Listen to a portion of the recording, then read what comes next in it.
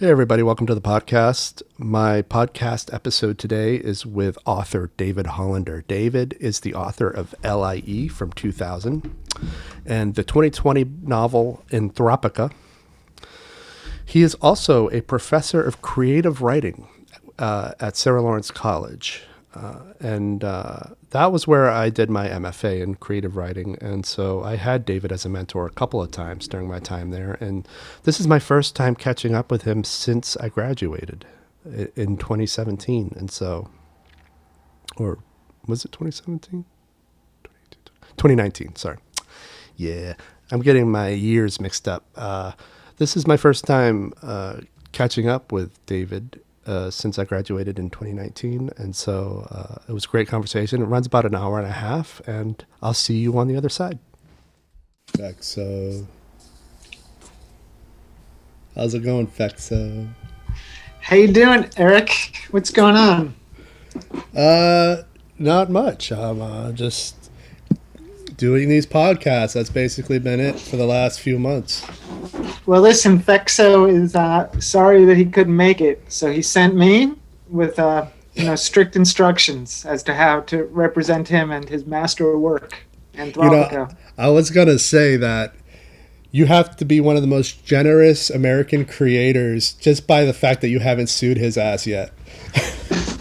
Well, I think at first when I thought that it was all just a joke and that there was no Fexo and he was just some sort of bot, created to, I don't know, by one of the many enemies I've made over the years, then I, thought maybe there was something I could do something litigious I might pursue. But as time has gone on and I've come to accept that Fexo is very real, now I just live in fear for myself and my family. Has he made threats? Only on his Twitter account, where even then the threats are very vague. It's nothing that you could bring to a court of law or anything like that. Yeah, Has he threatened you? He gets pissy with me sometimes, but that's okay. It's Twitter. That's what it's for. Yeah, Twitter. What is Twitter for? I haven't figured that out yet, because I thought I would use it to promote things, and nobody listens. Oh, I know. It's really hard to... I can't figure out why some people will, put something on Twitter, and there'll be, an enormous response to it, like hundreds of replies. And I don't know what they're doing right, but, I don't really understand how it works, why some people seem to be worth following. Yeah, I've come across so many independent authors who are kind of doing it the way I do it, where I just kind of do on demand. And for some reason, though, they've racked up 20,000 followers.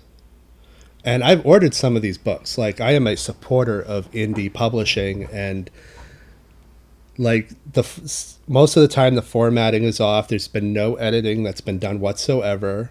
But I do it anyway, and I don't understand what is the difference, because I pay to have my work edited.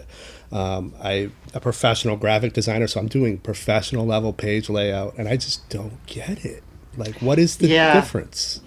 No, I know it, and it is so frustrating when you see, all these indie authors on Twitter, sort of pushing their books, and then if you get a copy, it's true, it's just like a mess. It's kind of what I assumed self-publishing was like. And then you have some people like you who are actually putting out really beautiful artifacts and doing what it takes to make something that looks professional.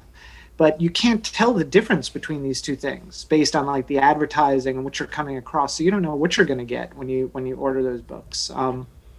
So yeah, it's frustrating, because I'm like you. I try to buy things here and there and just support people, and very often am disappointed that this is how they've decided to represent themselves. Yeah. You look good. You look good, man. You look healthy, and I don't know. I like your setup there. Yeah, thank you. Yeah, I put books back there specifically for you. I got Rick Moody. He's the Blue Spine. but mostly it's Celine and Bukowski. Yeah, nice. I had you up. Bookshelf back there. I had you up there, but I pulled them down for your podcast so we could promote your stuff. But what do you think of just before we leave the Twitter discussion? What do you think of when they do the writers' lifts? Well, same thing there, where I can't quite figure out what it's for, because you could suddenly like find that you get a couple dozen more followers by joining in one of these writers' lifts, but it's not like any of those people really like care in any way to like support you or invest in you. So it's like I guess there's like a little bit of like the dopamine social media burst you get from having your followers go up, but it doesn't seem to have any practical effect, you know? So it feels honestly like a big waste of time, but I would imagine if you can cross some threshold, then that might change. But I don't know where that threshold is. Is it like 5,000 followers, 20,000? Like, I don't know when you start to feel like you have a useful platform on Twitter. Yeah, it seems like it must be a lot. You know, like I think you really need to have a lot of people before you start to see any real world effects. Okay, yeah, I feel the same way.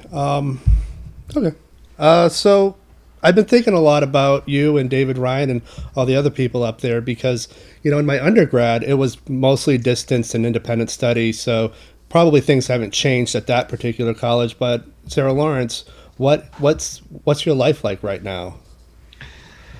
Oh my God, I'm just like on Zoom so much, you know, like it's crazy because, you know, as you know, we do conferences with all these students, right? And my students are all around the world right now. You know, like my undergraduate class, I've got kids in China and Pakistan and Eastern Europe. So my schedule is crazy. I have conferences at weird times because of people being spread out. And probably there are days where I'm on Zoom, either teaching or doing one-on-one conferences for like 8 or 9 hours. And I'm finding that 8 or 9 hours on Zoom is much more exhausting than 8 hours in person. So now we're at the end of the semester and I just feel like really drained. And I know the students do too. I have like an inordinate number of undergraduates who are like having mental breakdowns, you know, like they just can't take it anymore. So it's, you know, the colleges, I think we're doing a really good job, better than most colleges, with like both keeping people safe and managing to continue to have like a good pedagogical model. Like I think people are still learning a lot, but it's a hard time, I think, to be in academia. It's a hard time. It's a hard time to be in anything, right? Yeah, yeah. When was the last time you were on campus? Yesterday. Oh, okay. Because I actually have been going to campus to teach my Zoom classes from my office at the college, because my wife is also a teacher. She's upstairs right now, and we can't really both be here teaching at the same time. The place isn't big enough, so mostly I've been going to campus to teach from there. It's a ghost town. You have some nice exposed brick back there. Oh yeah, I like that brick too. There's also, let me see. Hold on, I will show it. We have a Christmas tree. Okay. And then over there is my guitar somewhere. Yeah, there it is. So this is kind of like not exactly my office, but most of my stuff seems to end up in this room. In the Christmas tree room. Yeah. The Christmas tree room. Yeah, we have two ornaments. We have this like diamond snowflake ornament, which we hung on a nail, and then I have a Star Trek ornament, which is still in the box. That's it. That's our Christmas decor. I wore this NASA shirt, but I had on earlier a Star Trek shirt. I should have kept that on. Did you see the announcement that the Space Force are going to be called the Guardians? No way. Is that true? Pence tweeted that the Space Force people who are involved are now the Guardians. That is totally incredible. I love it. It's my favorite thing the administration has done. The Space Force, yeah. I mean, yeah. So instead of being called an astronaut, will you be called a guardian? Mm-hmm. That's just amazing. Because they're not explorers or doing science for the sake of science. they're there to fight wars with aliens.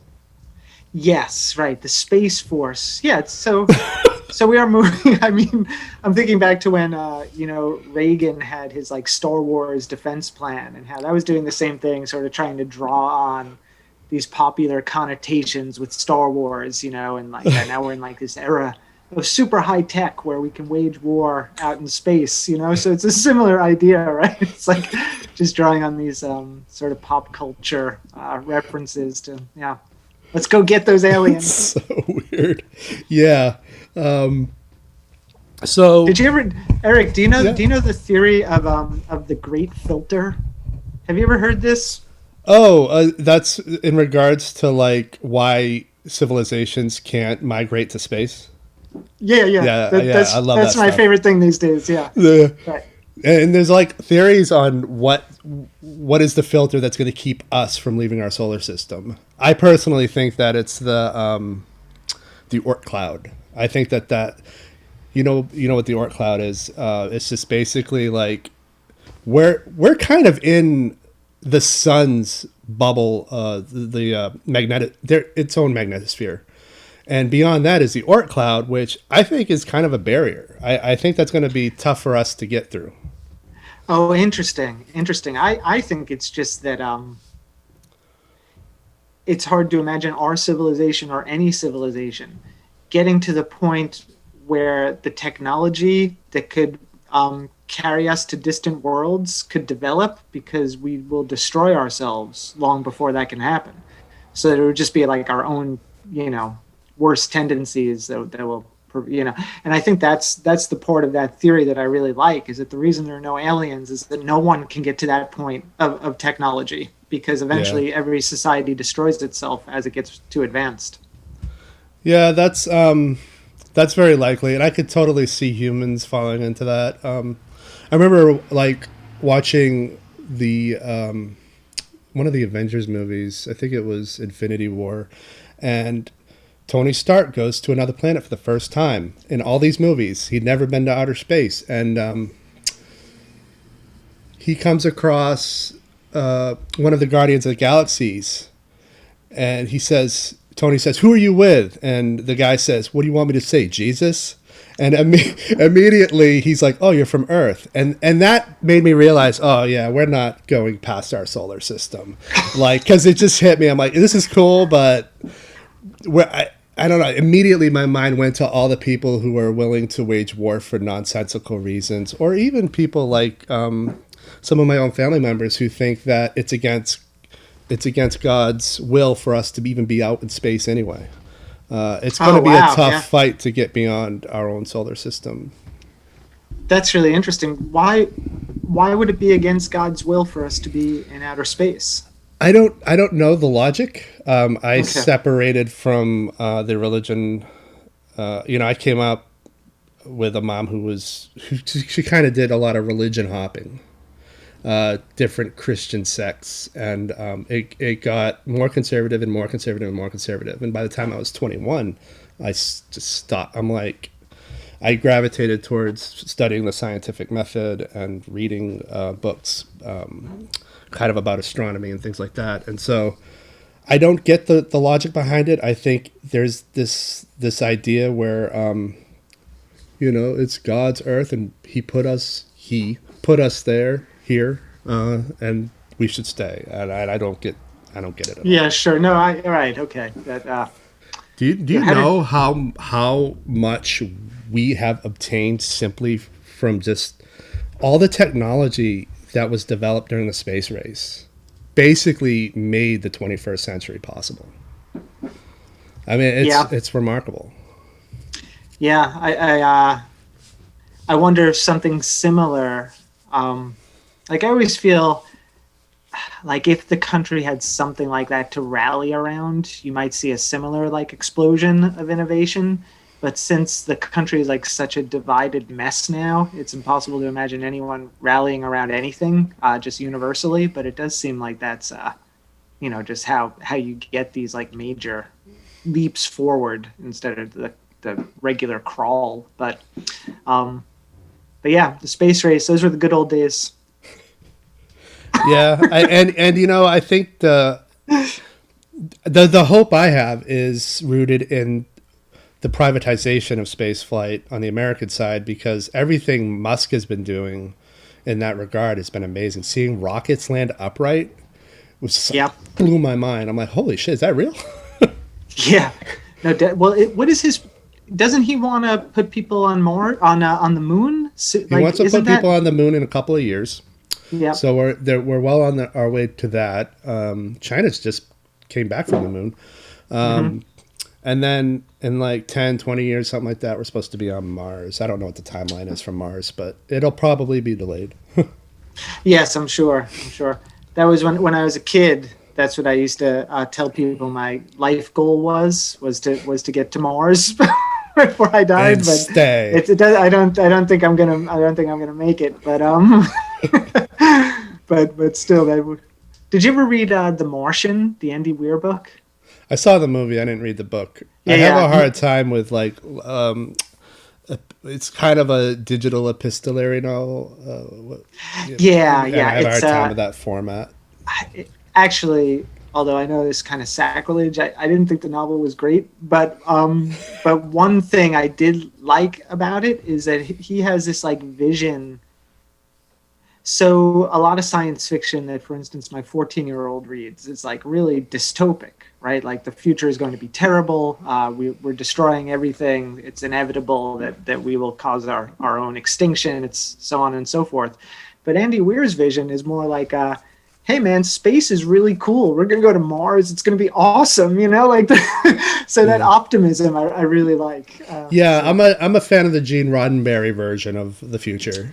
yeah, the Where utopia. Yeah, yeah, yeah. it's a little commie, but that's okay. Yeah, well, that was an issue I had. I watched a little bit of the Picard series, but I didn't see I didn't see the whole thing. But I watched like maybe 4 episodes or something, and I was sort of bummed out that it does away with like the utopian vision of the future, because it's got just a lot of dystopic elements, and just feeling of like treachery everywhere in a way Yeah. that was like too dark for Star Trek. Yeah, it's gotten. I think that started with the J.J. Abrams versions, where it Yeah, just became about the action and the betrayal, and it's just yeah, like I thought it was cool that the Romulus got wiped out by the sun going supernova. I thought that was an interesting detail, but yeah, it's just gotten way too bureaucratic in a dark way. yeah, yeah. It's like everything. That's like the direction. Like Like, that to me, Star Trek isn't supposed to reflect who we are, but what we can be, and now it's reflecting yes, who we are. yeah, agreed, 100%. Glad we settled that. Yeah. We tend. One thing I remember about us meeting all the time when I was in the MFA program was we always agreed. We always got along, and that wasn't like that with anybody else. Everybody else I was like in heated arguments with. Right, yeah. That's probably because you were a bit of an outlier in the MFA program. You had like you already had like really strongly, just because you've been a filmmaker and been involved in the arts for a long time, you already had like really strong feelings about what art was for and why you were doing it in a way that was like, honestly, well, it was not a thought that most of your peers were going to arrive at for like another 5 years. Yeah. So in that way you were like ahead, just way ahead. And eventually everyone is, or not everyone, but many people are going to come to the same views you have, but they're not there yet, because it takes experience and having, tried to live as an artist for a while to talk the way you talk. Yeah, and honestly, like as much as I try to, I mean, that's part of what this podcast is for. Like, yeah, we talk about other things, but the root of everything is communicating that this idea of the art life. What is it really for? Are you really after a career? And I liked what Brian Morton. He still runs the program. I take it. Yeah, now he runs the undergraduate program. And Okay. do you remember Paige? Yeah. Ackerson Kiley? She now is the MFA director. Oh, she got promoted. Good for She her. did. Yeah, Um, she's great too. We're super lucky because Brian was amazing, But Page is great too, so it would have been easy for it to feel like a downgrade, but it has not. So Yeah, I think it helps though that they were already kind of a team who understood how to work the program. yes, But I liked Brian's description when I was there that it's really, I think the confusion with the MFA, because I see so much shit about the creative writing MFA in general, not just art specifically, but all over the country, is this misunderstanding that it's a vocation for getting work rather than just a way to come into some sort of regular practice. And I think that's misunderstanding accounts for a lot of why I ended up in heated disagreements with a lot of students. no, absolutely. That has changed a lot since I went through the MFA program, which was in like the mid to late '90s. Like when I was in the program, very few people were trying to publish anything. You know, like I think we all just understood it as like 2 years to develop our work, to form a community. And I know I certainly didn't try to publish anything while I was there. Now a lot of the students are obsessed with publishing. Like the minute they write something, it seems like they're trying to find someone who'll publish it. And of course, publishing has gotten easier. There's like 10 million small literary magazines online, but I don't know what it's the same thing as like getting the 5,000 followers on Twitter. Like it's the little dopamine burst of feeling like, oh, look, something is happening for me. But it's not actually doing anything to further the, deeper or more enriching feeling that comes from making art, which is about like process and stepping outside the regular stream of time to like commune with first things, right? All these sort of big impulses behind wanting to make art, they're not really there. It's much smaller than that, Yeah. Well, what do you think the healthiest move some of these cats on Twitter could make? Just a technical pull the trigger on this and maybe it'll shift them in the right direction. That's a hard one. I don't know. I think it's like I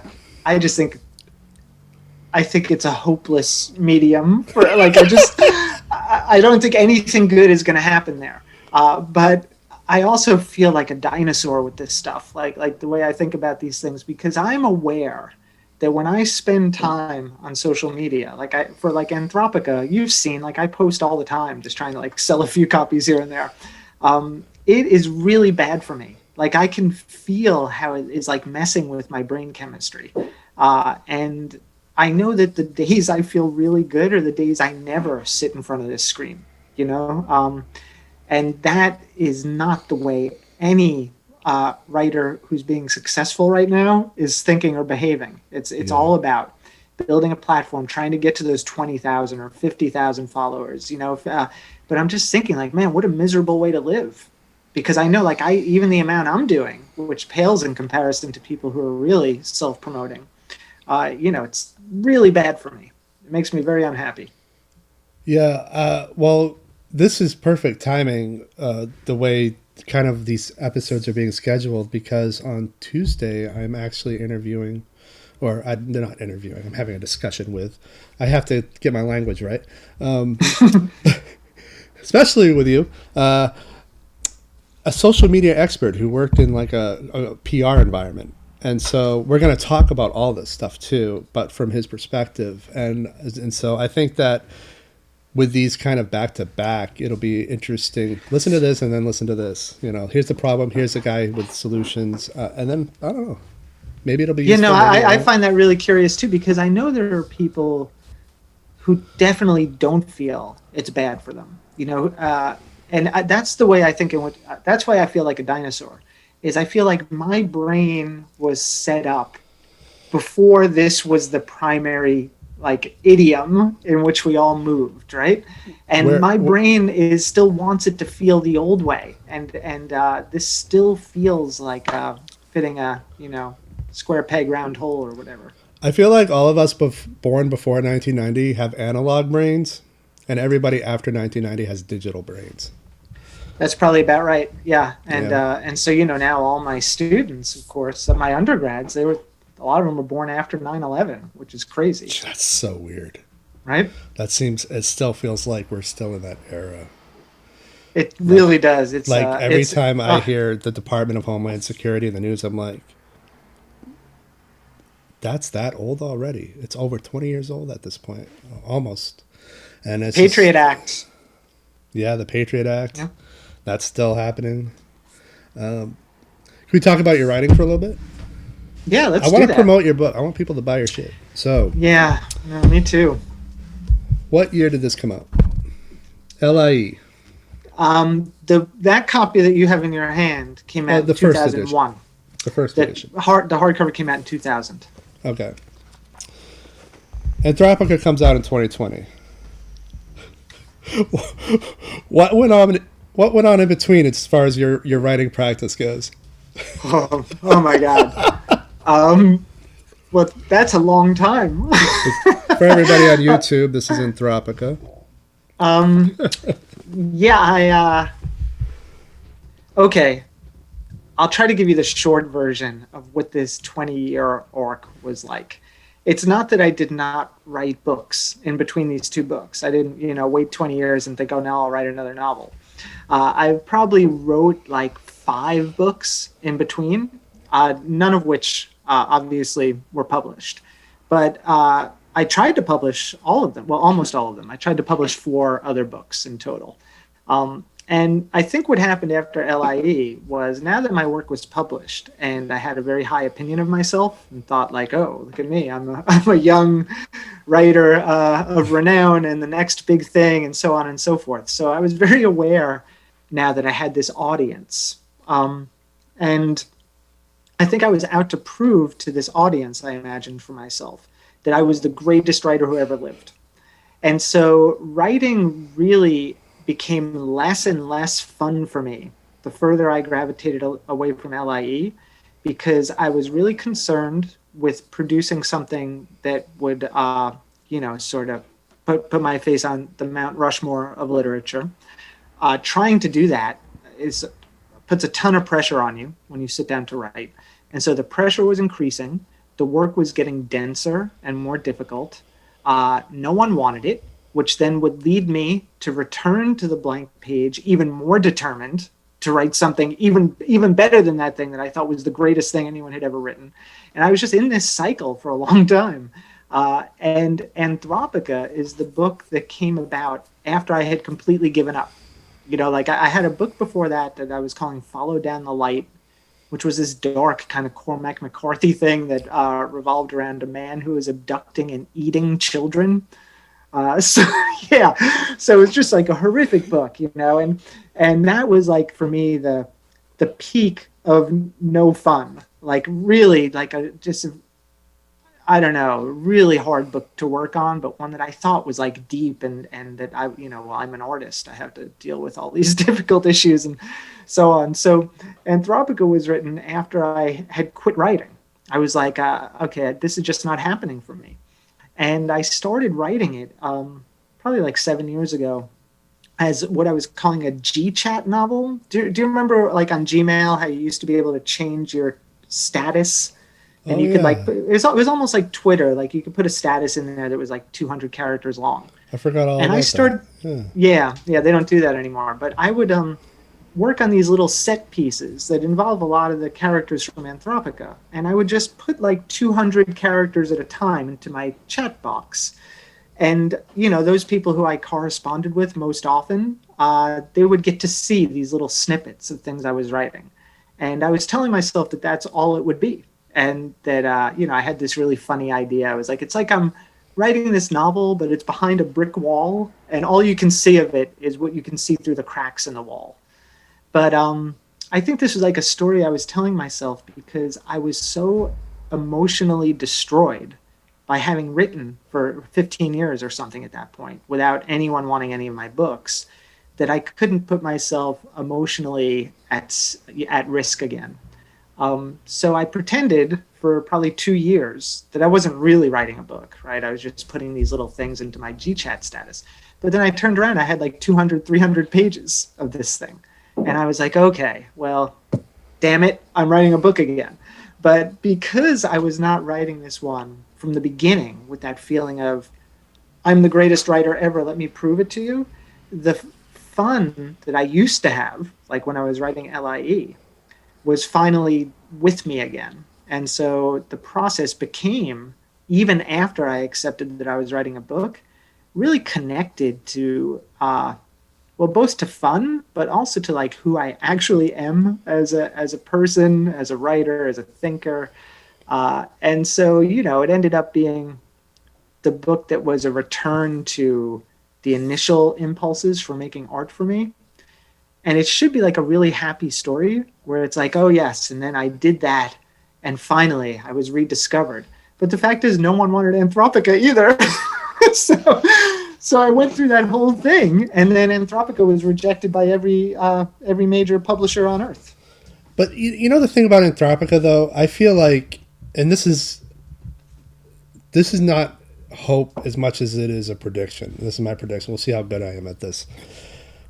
I think that, I don't know what the sales are like, but I think it'll be discovered more and more as time goes on, because it is legitimately a stellar piece of writing. I don't read a lot of fiction nowadays. I'm reading a lot of nonfiction and journalism.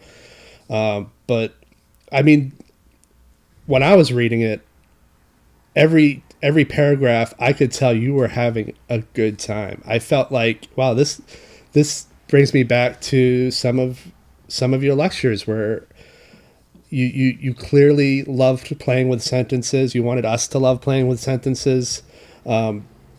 Even the names, if you just go down straight to the names, like, you're really good at names. Like Laszlo Catastropha.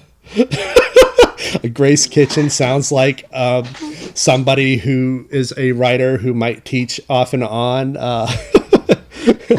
Yeah. It's really funny. And I could see you smiling writing these, inventing these. I could see you smiling behind the veil of Fexo on Twitter.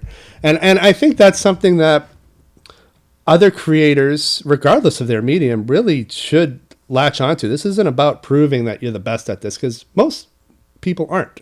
You're never going to be the best because it just is what it is. But if you could just enjoy yourself, I think that you'll find you'll love the work more. And that's the case with me in that short story that you mentored me through, Fritz. Like, I had a great time writing that and editing that. And I can't say that about most of the stuff I've created, to be honest with you. But it has more meaning because of how I felt creating it. Yeah, no, that's... So I know when I was working on Anthropica, my rule for myself was that I was not going to write anything that wasn't fun. And one of the reasons that the book has its kind of, fragmented or jump cutty structure, right? Where like you read a chapter and then you move to a completely different character in a different space, different time, right? Was simply that I didn't want to write any of like the connective tissue where it's like, okay, and now we'll have a chapter where, we watch him go to the grocery store to get the thing that he's going to need to build the bomb, right? Like I didn't want to do any of that. And so I would just write the parts that were really fun and assemble them jigsaw-like and play around with the best arrangements. And so that really was the rule. And so the whole book, all 500 pages of it, was written in a state of just like joy. And it's true. So even if it, like all the other books, had not been published, I still would have had all those hours of joy, which, what more can we hope for than that? Yeah, you probably increased your lifespan by a few years. Maybe so. Yeah. Whereas like that Child Eater book, there was no joy in that. It felt like I was punishing myself, while writing it. I feel like a concept like that would be a good time trying to make it into a movie that's watchable, because the inventiveness that would have to be required, and just like how silly the set would have to be to not get depressed by what you're doing. But to write a book and be in your head for as long as it takes to write a book, that's almost like deliberately making one's person mentally ill. Like, oh, how can I make myself crazy? Yeah, well, it's really funny you mentioned that, because I have a friend who's a screenwriter, and who I had sort of synopsized this book for, and he was like, "Oh, you should send it to me because maybe I could turn it into like a screenplay." So I did that just like a few weeks ago. I don't know where he is with it, but that's a thing that's sitting around out there that'll never happen, like all my other like all my other plans. But I see it as a Christmas movie. Oh yes, exactly. Yes. Christmas 2025. It'll be ready. Yeah, I just watched this. Do you watch Christmas horror movies? I don't really, but I stumbled across one on Amazon where they sort of, an archaeological dig uncovers the real Santa, who's this giant beast. So weird and good, but incredibly low budget. I'm thinking of that because they were taking children to eat them. Oh yes, yeah. But that sounds incredible. I haven't watched a movie like that since my kids were born. So. Well, the poster is what got me because it's this giant sleigh about the size of a house with this wrapped package and two horns sticking out of it, two curled horns. Love it. Yeah. Yeah, no, I know aren't there like there's a bunch of creepy Santa movies out there, or Santa's elves. But no, I don't think I've really seen. I don't know the genre very well. But yeah, the shtick with this was the Santas that we're familiar with are actually the elves, and they're all kind of clones of one another, and they're vicious as hell. And do you want to know the end? This is amazing. Yes. Yeah. No, tell me. So the end, spoilers alert. This movie's called Rare Exports, and you don't know why it's called Rare Exports until the end when you realize that they've managed to kidnap and train and enslave all of the Santa elves and then they start shipping them off to malls around the world. And they label it as a rare export, and that's the end of the movie. Oh my God. I love that. Yeah, it's so good. It's cheesy, but it's good. I'm like, this is so original. And the cool thing about this movie, you can watch it on Amazon if you have Prime. It was crowdfunded. This started off as a short trailer that we did this trailer, and then they crowdfunded it. And I stumbled across it because somebody had dissected it on some YouTube channel. I'm like, this looks amazing. Have you tried to fund any of your own projects that way? Yeah, it doesn't work. I think it really just comes down to networking and if people genuinely want it. I create stuff people don't either don't want or don't know that they. I know this sounds like I'm like tooting my own horn, but I'm creating stuff I think people need that they don't realize they need. At least that's what I'm trying to do. Like all these graphic novels, which I have yet to even finish. I have two big ones that I'm doing, and one of them is really about the art life and kind of the struggles of it. There's a big scene about how do you deal with Thanksgiving when everybody's asking about how you're making income and not about your passion. And it's just like people don't want to contribute to projects like that because it's not exciting. It's too intellectual. I found that a lot of the stuff people contribute to are really, really exciting in terms of just, ooh, yeah. No, I know what you mean. Sometimes I have these conversations with my undergraduates where we'll just be discussing some book I really love. And at the end of the discussion, I'll be like, well, first of all, let me tell you guys, that was amazing. Like the conversation we just had, there's no way I could have a conversation like that with like people in my neighborhood who probably want to talk more about like mortgages and tax brackets, like it's really hard to have these conversations about art outside academia. And that's why, there are days where I really feel lucky to have the job I have. It's really more with the undergrads than with the grad students, because as you said, a lot of the grad students are already thinking about it as like a kind of vocation or thinking about it in terms of commerce. How can I create a brand? How can I get my stuff published? And whereas the undergrads really are just there for the thrill of discovery. And in some ways, I feel like I'm more like them than like the other 50-year-olds populating my life. So, yeah, well, there's they haven't quite figured out how dire their lives are going to be in a few years. I think that once I mean, everybody in the MFA went through undergrad, so they already know what their student loans look like. And a lot of these younger people haven't looked at any of that data. Their parents have looked at the Nelnet Yeah. account or whatever, but they haven't. And once they do, though, they'll start shifting over. Yeah, no, it's true. I mean, I remember when I was an undergrad, getting out of college, having gotten a lot of great feedback from teachers, telling me how smart I was and so on. I thought, okay, so now I'll either be a famous writer or a famous musician. All I have to do is choose which one.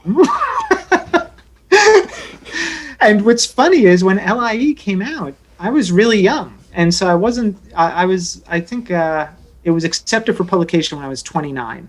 Jeez. So I was not that far removed from that, that way of thinking. And it seemed for a minute like, oh yeah, I was right. So, okay, I guess I won't be a famous musician. I'll be a famous writer, and it was only after that, in those 20 years of just like rejection and failure and struggles with money, struggles with everything that I realized how insanely lucky I had been with l.i.e. There was nothing special about me. I just hit the jackpot. The book got into the right person's hands on the right day.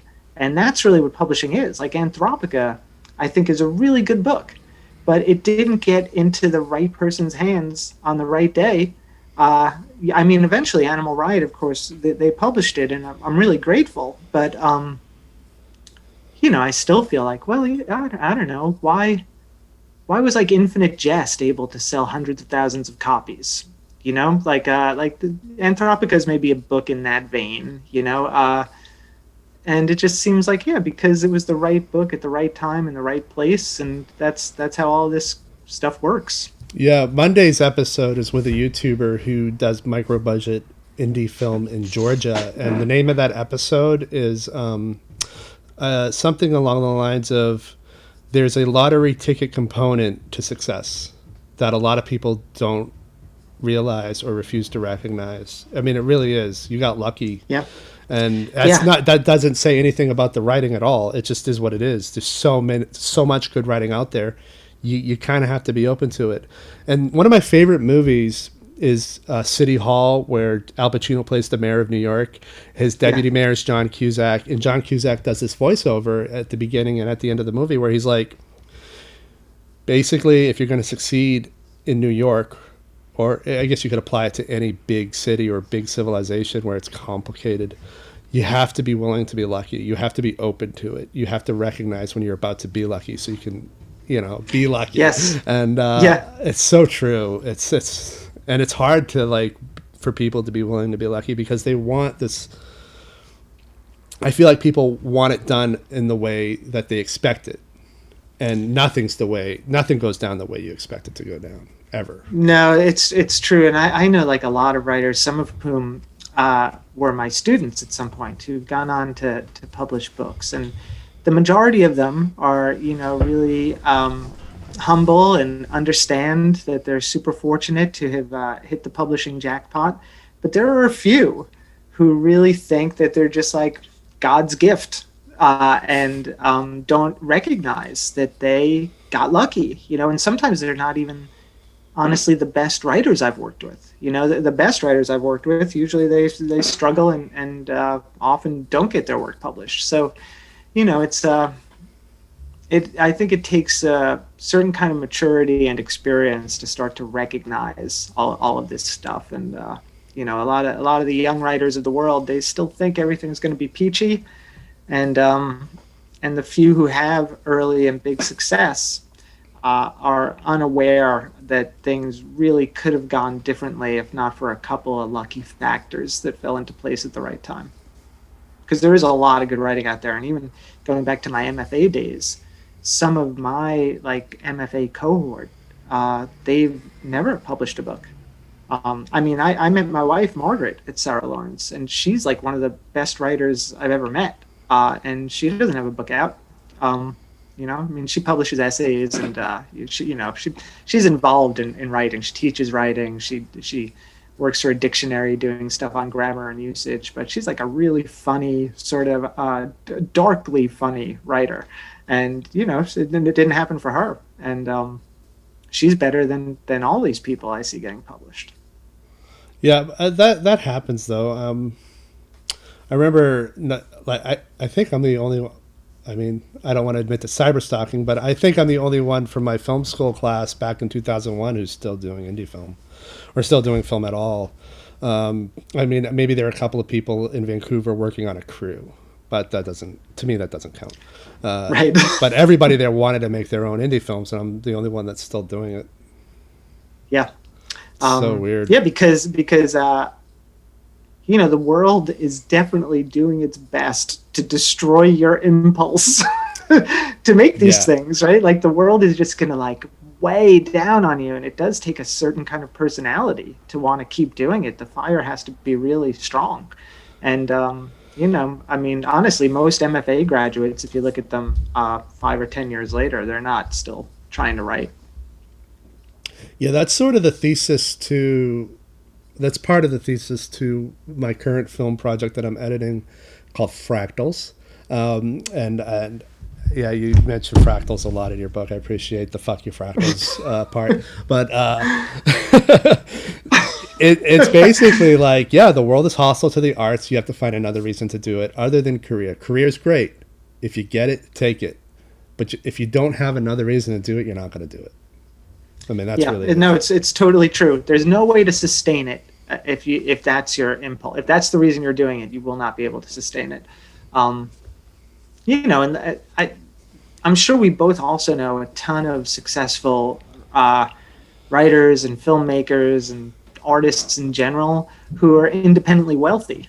Like a lot of times that helps a great deal, right? Like imagine if you didn't have to make money to pay rent.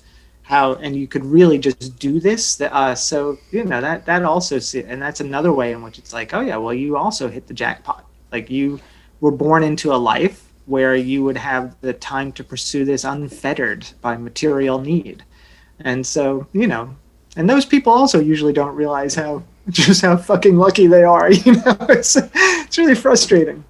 Yeah, I forgot how many people I knew until about a month ago. I was just kind of thinking about who to bring on, and it's like I forgot I know all these writers, I know all these filmmakers, because when you're in it, it's just it's normal.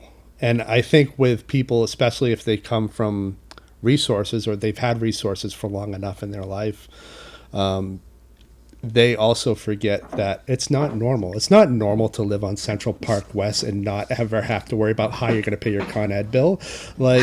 Or the fact that it's like, I know this actor who literally lives on Central Park West, and he's never had a bill he hasn't been able to meet in his life.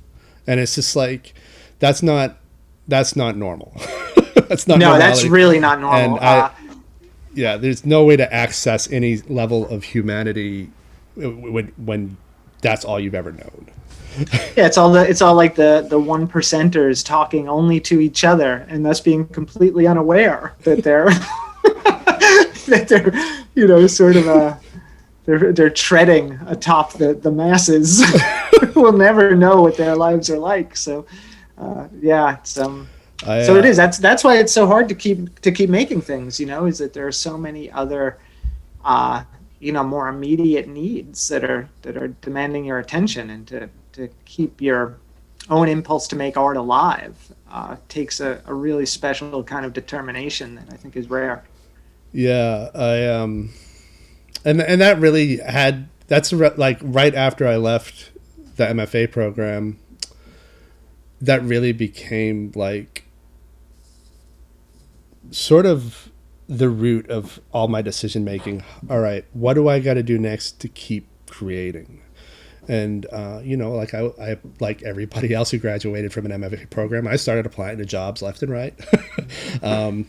And I just took the one that was the highest paying but easiest to do, so I didn't have to think about it.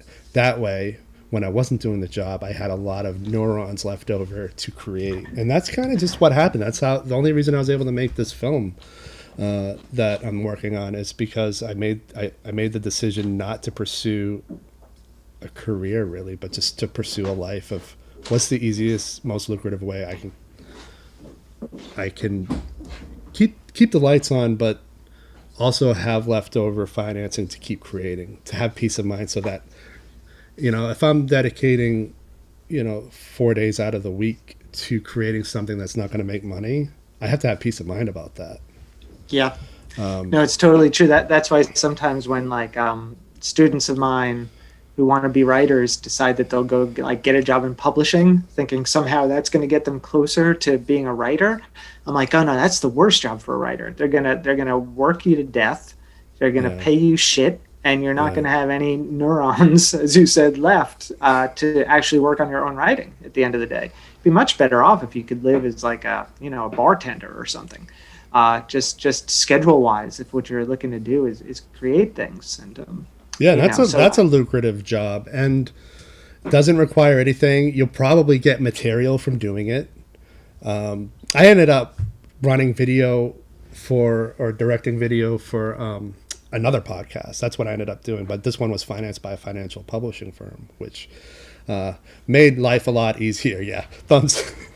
But it didn't require any thought from me. Like, it's all second nature. I was doing it before I had enrolled in school anyway. And then so what happens is I was able to just do the job while not thinking about the job. I was thinking about my movie, how I was gonna execute my production, and that was nice. And I always wondered about the people who want to be editors, who want to work in publishing, because it's a brutal environment, and unless you're in a position to change the brutality of that environment, I just don't see the point. No, it's true. It seems like and also all your thoughts about like the magic of fiction are going to just be completely smothered to death by that atmosphere. It just seems really, really bad news. Do you know the band They Might Be Giants? Oh yeah. I love their music. Yeah. Me too. But they when they were writing songs together when they were young and just starting to get this thing together, they both had a job at do you remember this is really analog. Years ago there used to be like these little photomat places where you could drop your film off. It was like a little hut sometimes. It'd be like in a mall parking lot or something. So they worked there. And they would just like bring guitars, the two of them, and crunch into this little photomat booth where people were dropping off their pictures. And, their job was just to like receive and process. They didn't have to do very much. They would just write songs all day in that little photomat booth. And they wrote like hundreds of songs that way. And I always think like, that's you see, like they figured out how to do their art at work. Like if you can figure that out, then you got it made, Yeah. Or even people like with secretarial type positions who can just like have their laptop open and be working on stories while they're at work, that seems okay to me too. So yeah, just figuring out a way to make things that I've never taken a job where I wouldn't be able to steal time from my employer to create. Like when I was in high school, I would work the summers cooking at a restaurant, but flipping burgers doesn't take a lot, so I always had a notepad on me, and I was writing what would end up being my first movie my senior year of high school. Or when I was working retail, I always found myself in a dark corner of the retail store, whatever store it was. I remember when I was at Barnes and Noble, I wasn't reshelving books that people didn't buy. I was comparing the first and last line of a novel to kind of guesstimate what that novel was about, and I was totally like wasting. I love that. Yeah, wasting the employer's money, but I was learning a lot. I was creating a lot, and I think more people need to do that. I think that that's one of the keys to unlocking the problem of time. Yeah. Well, now I have to confess something about So out of high school, I got this I got a scholarship to go run track. I was fast in high school, but that did not go well. Like I quickly dropped out of school, had a nervous breakdown, and then spent like 3 years just like working a lot of really bad jobs. And one of those jobs was for the IRS, where I worked for over a year. And this is at Long Island. And my job for the IRS was to track down files that we had lost. We called them. This was before there was a series called the X-Files.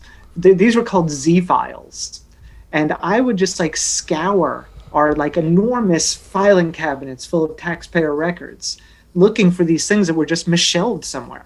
And so this was my job. So I would go and disappear into these stacks. After a while, it was really unlikely on any given day that you'd find any of these things. Like if you did, it was like finding gold. It was like, oh yes, I found one of these. But after a while, I would just like leave the building and go to my car where I had like an old beater guitar, and I would just like play guitar in the parking lot. And this is when I got good at guitar, was during this period of the IRS where I would just and never got caught. But even if I had gotten caught, you couldn't, it's really hard to get fired from a government job. Like there was this process, like first they would have to write you up. No, first you get a warning, then you get another warning, then a write-up, then a second write-up, then a meeting with your superior. Like it would take years to get fired. So that was really an example of a job where I was just like, whatever, like my lunches, instead of being like 40 minutes or like 2 hours long, I would just like go home and practice guitar. And that's what I did. Yeah. That's really funny. That's such a good imagery too. Yeah, you grew up in Long Island. Yeah. A place where everything good has been systematically removed. Yeah, it's when I first moved to New York, my first movie here was about Long Island trying to secede from New York. And just filming out there made me realize that it looks cool on a map, but it's not the greatest place to be. And right now, it's a lot of some of the districts out there are being sued because of they've rigged the districts against minority voters, especially on the southern shore. Yeah, well, it's a super. Long Island is really Trumpy. Like there's all my relatives actually are Trump supporters, so it's really hard to like go do anything with family. And it's a super weird place because you're so close to New York City. Like the center of the world in many ways. But nobody goes to New York City unless you're like taking the Long Island Railroad in to go to work and then commute back. It's like so separated from the place it lives in the shadow of, and so it's like a weird. I mean, it is an island in the metaphorical sense. So it's a bubble. It's strange. Yeah, I liken it to Staten Island because Staten Island's part of New York City, but it's really not. I live in the North Shore of Staten Island and often commuted to Sarah Lawrence from here, and it doesn't have the values of the rest of the city, and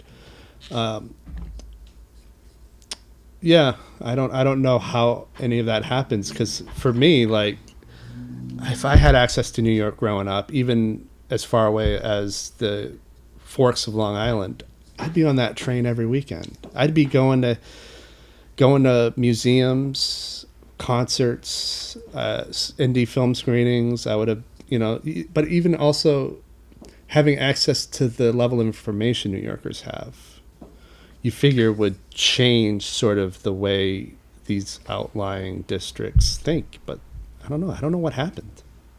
Yeah, no, it's really weird. I mean, my friends and I, we did some of what you're describing. Like we would cut school sometimes and go into the city to buy records. I remember just how exciting that was. But that was we were outliers. And most people just really have no interest in them.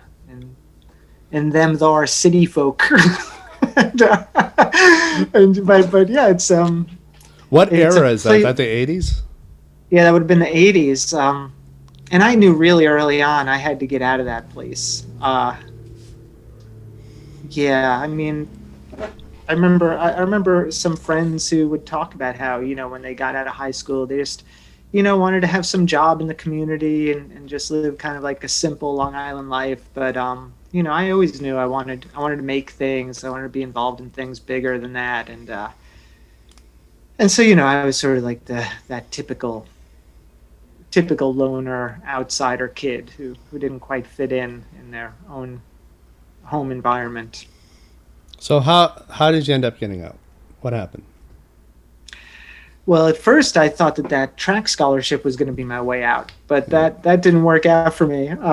And then once I sort of retreated back to Long Island and had a really hard time at things for a couple of years, was working at the IRS, also worked with like a swimming pool company, and I was putting roofs on houses, and was becoming more aware every month that I did not belong here and that it was going to kill me. And eventually I realized that the only way out for me was school. And so college became, like it wasn't really till I got to college the second time when I was maybe 21, 22 or something, when I finally got to college, that for the first time I had people sort of corroborating that like I was intelligent. And, it was the first time that I didn't feel like a total loser. And that, so just escaping that environment to enter a place where education was honored, because it was not in my family, that's for sure. That sort of changed my whole orientation, and it was the first time I was like, oh right, this is where I'm supposed to be. I'm supposed to be among people like this. And after that, I just never looked back. Now I'm out there maybe once or twice a year to see family, but otherwise try to avoid it. Yeah. I feel the same. I feel like I was kind of a black sheep in terms of how early I recognized that I had to get out as soon as it was possible. Like, I think I was in middle school. Like, I think it just happens, when you don't belong. And Yeah, that was like my friend Rick, who I always say, like, so I have two brothers, an older brother and a younger brother, but my real brother is my friend Rick, and he and I grew up like right around the corner from each other, and he knew so early on that he had to get the hell out of there. And he was more of like a punk rocker, he had like a very early on, like in ninth grade, he already had like a mohawk, and ended up being in this really successful East Village rock band called the Toilet Boys. But I remember Rick and I just like coaching each other on like, we just got to survive a few more years, just have to figure out how to use our enemies to our advantage until we can get the hell out of here. And I think having him was, I often feel like I would not have survived my adolescence if not for Rick. do you still run? Yes, but sort of in an old manish kind of way now. After when I got to college, I discovered the sport of ultimate, which of course Finn in my book plays ultimate frisbee. And having been a really fast track runner, made me pretty good at that sport pretty quickly. And then that became more my sort of athletic outlet. And I played that sport really seriously for a lot of years. Like, Eric, are you aware that I am a former national and world champion in the sport of ultimate frisbee? No. We Well, know now. The world knows now. Or the world now will the know world when this knows. goes live. Yes. So I played that sport really seriously for a lot of years, and didn't really, even in 2017, I went and played at national championships for grandmasters, which is 40 and over. So I still sort of play that here and there, and I try to run to keep in shape, but I don't compete anymore. Okay. I think I don't know where to take that now. It's funny, I have like so many different weird compartments in my life, and I Yeah. don't, like, the people I know from Ultimate have, for instance, for the most part, no idea that I play music. And the people I play music with really have no idea that I'm a university teacher. And the people I teach with have no idea, right? And like my whole life is like that. It's like these separate little salvos, and they don't communicate with each other. How much time are you, so like how much time, I mean, pandemic aside, how much time would you typically dedicate to each? So like when are you playing this, or when are you doing your music? When are you? Yeah, it seemed like what happened for like before the pandemic, for about 2 or 3 years, maybe that's not the right amount of time. Anyway, for a little while, I was playing music a little more seriously, like with a couple of bands, with like gigs almost every weekend. And while I was doing that, honestly, I wasn't writing much. It had sort of taken up that time. Um, and now that that's not going on, it's easier to write. But of course, now there are all the pandemic issues, child issues and work issues. So really, still not writing very much. But when things were going well, my good thing about so my writing practice is such that I could have like 10 minutes between, when I brush my teeth and I have to take the kids to school, and I could write something. So writing, I can kind of fit into any space. I don't need to like sit down and spend a couple of hours like getting into the zone or anything like that. So writing can kind of be a constant in these little drips and drabs. So that's kind of how I think I fit a lot of things in, is not in like big stretches of time, but even now I probably pick up the guitar every day, but it's not like I'm sitting down and practicing for 2 hours. So I try to pick most things up, so to speak, every day. Yeah. Yeah, I don't think I've touched my guitar in over 2 months. I wanted to get your opinion on something for a while now. This guy I used to do the podcast with before the pandemic is an author of nonfiction, but he has a lot of advice about writing, and I wanted to get your opinion on one piece of it. He says, if you're not nervous about hitting the publish button, then it's not ready. What would you say about that? I like that a lot. Like I have so I thought a lot of things. First thing I thought about was my students, who many of whom are not nervous about about it, right? But then I also thought about how when I look at l.i.e. now, I sort of wish I had not published it. Like I feel like it was not ready, and that I was too young and inexperienced to feel that anxiety that your friend is talking about there. Because now I would not have let a book like that into the world. So maybe that also develops over time. The awareness of where your own work is and when it's really ready for others to see. Yeah. How do you feel about it? I 100% agree with it. I mean, so there's so much stuff that I write which I know could destroy me. And that's the stuff that I most want out there. So yeah, I agree with it. Yeah. I think that if you're not shaking as you hit the send button, maybe it's not quite arrived. Yeah. I do like that way of thinking about it for sure.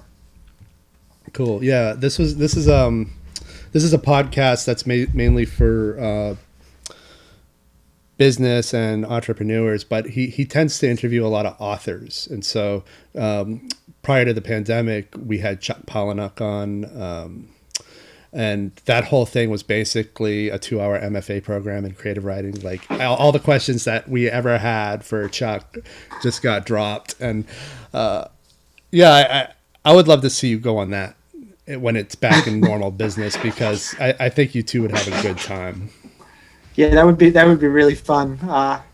Talking to you today is really fun and easy. I just feel like I have the easiest rapport with you. It's like no problem at all just to sort of chat. And even before we logged in, it was like 2 minutes before I was supposed to get on Zoom, and I was talking with my wife. I was making I was warming up a slice of pizza. She was like, "Are you nervous about this?" I was like, "Oh no." I was like, "It's my friend Eric. It's all good." So yeah. Because I feel like the stakes aren't high in the grand scheme of things. It's mostly just like the most value I got out of that MFA program was talking to you, for the most part. And I know that sounds like bullshit, but it's not. And I want to share that. I want to share that through the podcast, because I wasn't 100% sure what to do with this thing when I started it. I just knew that I was in a pandemic. I was bored. I had a lot I wanted to get off my chest. And then as it evolved and as I started getting tired of hearing myself talk to myself, I'm like, I need guests. What kind of guests should I be getting? And I thought about Well, who have I enjoyed talking with where I felt like those conversations would be useful to others? You are one of them. No, I'm really happy to hear that that our conversations meant something to you. You know, and like I was saying earlier, it was an unusual. Uh, you were an unusual student in that you weren't really like a student. You'd already been out in the world making things for a long time. So even though I was, you know, on the power side of the desk, it was more just like having a conversation with another person trying to make art. Yeah, and that's So to me what the best education program is, because it lowers the stakes so you can actually have an exchange of information, and also more importantly, an exchange in terms of understanding. I often read the feedback. Well, not often, but I occasionally go back into all the various professors' feedback. Right, so you know, I would have one who's like, I didn't understand what I this particular individual. We won't name drop him. But he's like, I don't understand what Eric's trying to get from this program. I hope he finds it. Like, it was like a tongue-in-cheek, like, goodbye. But the truth is I was always in the unique position to see my competitors' resumes. And everybody had a technical training, but nobody had anything that indicated that they took their critical thinking skills seriously. Does anybody have writing background? Does anybody have reading background? And so I thought, well, if I'm going to go back to school, I'm not going to study film at all. That's what all my mentors in my undergrad try to get me to do. They're like, well, I mean, this is what you're doing. It's easier for you to graduate quickly if you just lean hard in on this. I'm like, but I'm not looking for quick. I'm looking to get one up on my competitors. And so I studied writing in my undergrad. It was very difficult. But by the time I was done, I was ready for an MFA. And I didn't even plan on doing an MFA. But I'm like, all right, so I'll just go through 2 years of an MFA writing program. By the time I'm done, I expect to stand out. And I'm not shitting you. 2 weeks after I got my diploma in the mail, because I didn't walk in graduation. I'm just like, do it digitally, whatever. I'm not going back to Bronxville. It's literally 2 weeks after I got an invitation to interview at this financial publishing company. They were based out of Baltimore, and they're like, we need a video guy on our New York side. And we're interested because you have all this writing background in addition. I'm like, it worked! Like, yeah. And that best gig I ever had. Straight up. Because I thought outside the box about it. Yeah, I couldn't relate to a lot of the students who just wanted to become editors and published authors. And yeah, I wouldn't mind becoming a published author too. But like, in the end, though, I was well into that job when I saw that some of my peers were still looking for jobs, and that's the difference. And so it's kind of worth being a black sheep in that regard. Oh yeah, absolutely. Because all the people who are trying to go the standard route, you know, you can't fit 10 gallons in a 1 gallon jug, and there's just too many of them looking to do the same thing. The system can't hold it. Like, think of how many MFA students want to teach MFA students, right? Like, that's their goal. But you could do the calculus, right? There's one teacher in the room and 15 students, so 14 of them that space is never going to open for. So, you know, it's not you have actually a really good rational quote in your novel about learning how to write through an MFA program so you could teach how to I forget what the exact quote was, but you have a really good quote about that, about how most it's Grace Kitchen talking about teaching writers to writers who want to teach writing to writers, and that the infinite regress is not lost on her. Yeah. So. And the funny part too is in the book she teaches at an MFA program at the New School. Well, not the New School. Well, yes, but it's not the New School for Social Research that we know in Manhattan. Hers is called the New School for Global Visions, which is you know, my way of creating a campus that would both be imaginary and make a sort of nod to all the liberal preoccupations with urban academia that we would all know and recognize. I don't know. I pictured the campus down on their new building on 14th Street. With her. Yeah. I had some of that landscape in my head, and then I was also thinking about what buildings looked like at Sarah Lawrence, because I know those buildings so well. And so in some cases, I think the look of Grace Kitchen's campus is like an amalgam of the new school in Sarah Lawrence. Like I would just pick, whatever I thought I could describe well and plug that into the campus. Yeah, I did something similar with this graphic novel I've been working on where like I needed in this city that I'm designing, it's called the Great City. It's the greatest city in the world. There's no better city. Everything works perfectly. Of course, it doesn't. And there's a department of financial aid for artists who need art supplies. And it's basically the main building of Sarah Lawrence, Westlands.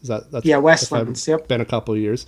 And behind it is the United Nations. And so they're like one building. Yeah, exactly. All my stuff is like that, like things that I'll put into books or stories that they might seem invented, but they're always just some kind of mashup of places I know. Even the characters in the book. When I did a book event for Anthropica when it came out with Rick Moody, I think you were there for that. Were you? I can't remember. Was that the Zoom thing? Yeah, me and Rick did a Zoom thing. I didn't click into that. I only just started my Zoom stuff like last week. I was really resistant to it. Anyway, he was asking me if Grace Kitchen was the David Hollander character. and I was like, well, I said, I think they're kind of, believe it or not, all the David Hollander character. Like each one takes some aspect of my personality and just uses that as their main attribute. Because as I was saying before, I live my life in compartments. I'm like 10 different people. So it was easy for me to separate those out and, create full characters out of those attributes. Yeah, I mean, I could see you in every single character. I mean, obviously the writer character, but I also, going back to how we started this conversation, I could totally see you in the scientist. I don't know if you eat McDonald's, but I could see you eating McDonald's if you really were having a bad day. And I could, obviously you have the voice of Fexo as well. So yeah, I think Fexo might be the most David Hollander character. It's funny. My 14-year-old Percy, they read Anthropica, and when they were talking about the scientist Stuart Dreggs, they were just like, he's disgusting. And they were like, he's constantly just like covered in like cheese dust.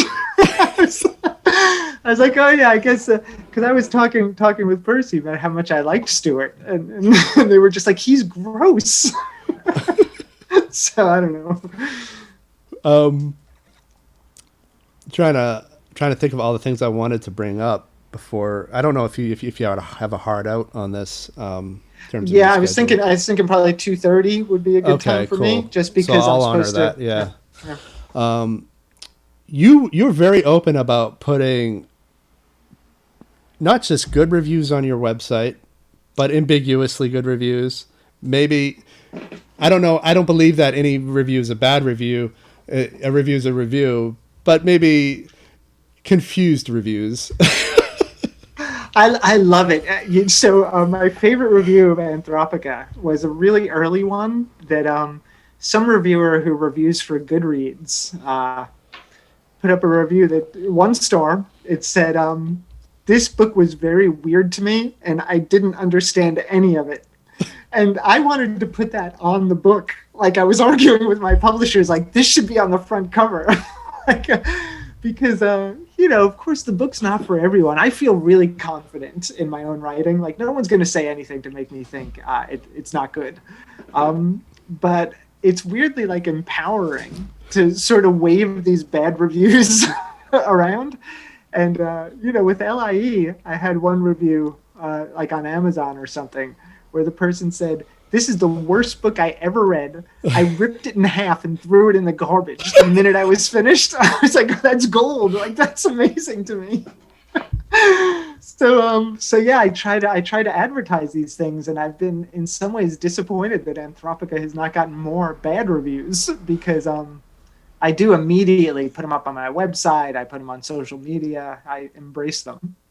Yeah, I was inspired by that because you had it at the top. You have that one you mentioned at the top, and last year one of my movies got pulled from Amazon because they decided that their audience didn't see it as an enjoyable enough experience to be on Amazon.